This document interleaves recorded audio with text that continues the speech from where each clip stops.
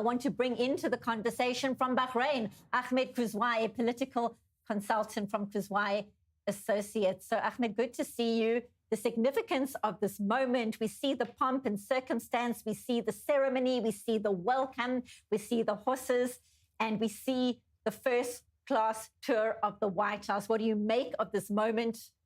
Your thoughts right now? Well, to me, this is a very day. It's an important one, and it's a push forward as well for the alliance that Ariel just mentioned. It's a good thing to have Saudi Arabia with such ties with the United States. As I said, it's a joyous day, especially that after the Khashoggi issue, we all have seen some withdrawal between the two nations that has been eliminated by this trip or by this visit.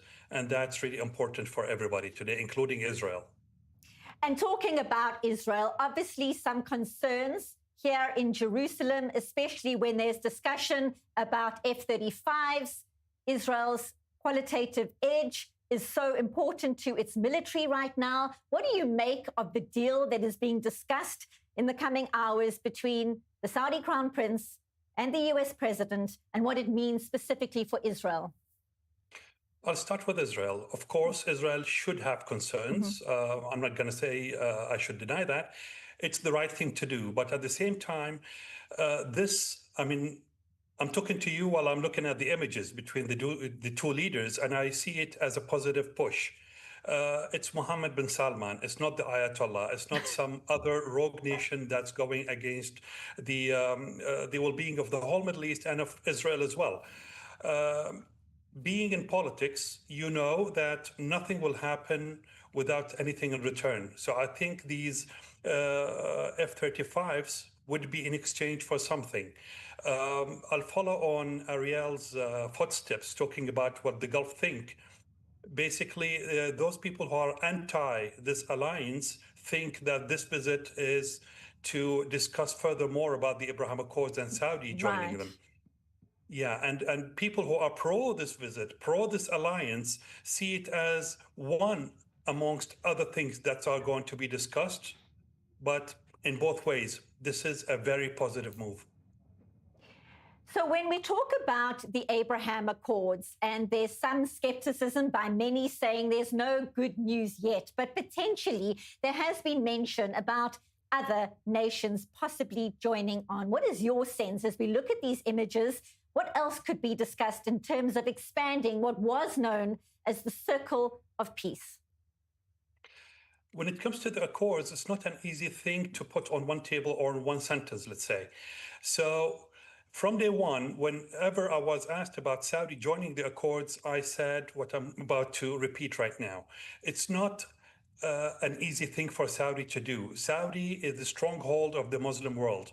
For them to join without finding at least an agreement over a final solution for the conflict, it will be meaningless for them to join. But at the same time, we can see how close the nations are getting. And by nations, here I'm talking the Abraham Accords nations. 2 of them is out of the Arab Gulf states with Israel. They wouldn't go forward with these accords without at least an initial approval from Saudi. And if you could stay with us on that exact point, I want to bring in our correspondent, Baligh Sladin, on that exact point, your reaction to what we just heard there from Ahmed. What is going to be happening likely in terms of nations across the Gulf, Arab nations looking at these images right now? Your thoughts, briefly.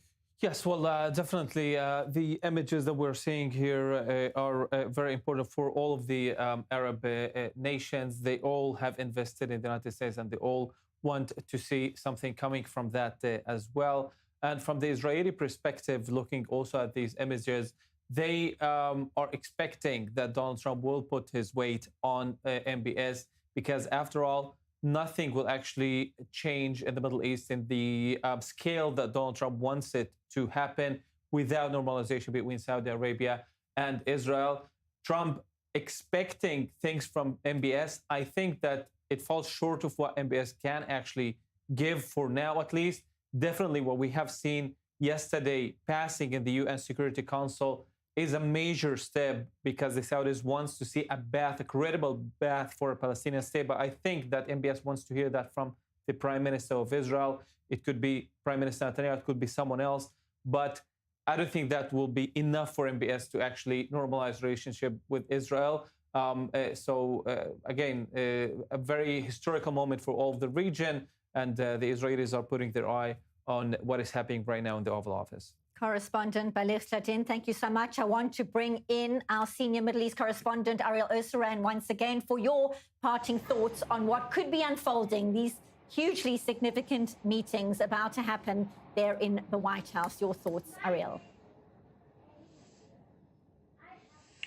Yeah, Benita, I think the visit that we're seeing right now at the White House is further highlighting the importance of this alliance between Washington and Riyadh. Ultimately, there were concerns in recent years that the American influence in the Middle East is waning, that they're planning to perhaps just leave the Middle East to suffer its own fate. But ultimately, that is not what we're seeing.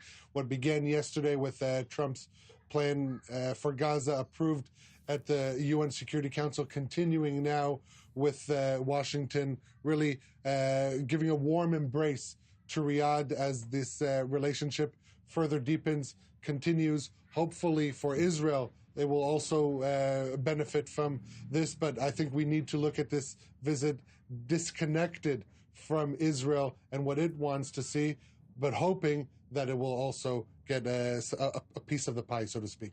Senior Middle East correspondent Ariel Osseran in Tel Aviv, thank you so much. And now, just as we're about to end this broadcast, Ahmed Khuzaie, your parting thoughts, your level of optimism about this moment in 1 minute, if you can, please. I'll second what my colleagues mentioned, especially Baligh, for example, about yesterday's announcement about rebuilding Gaza.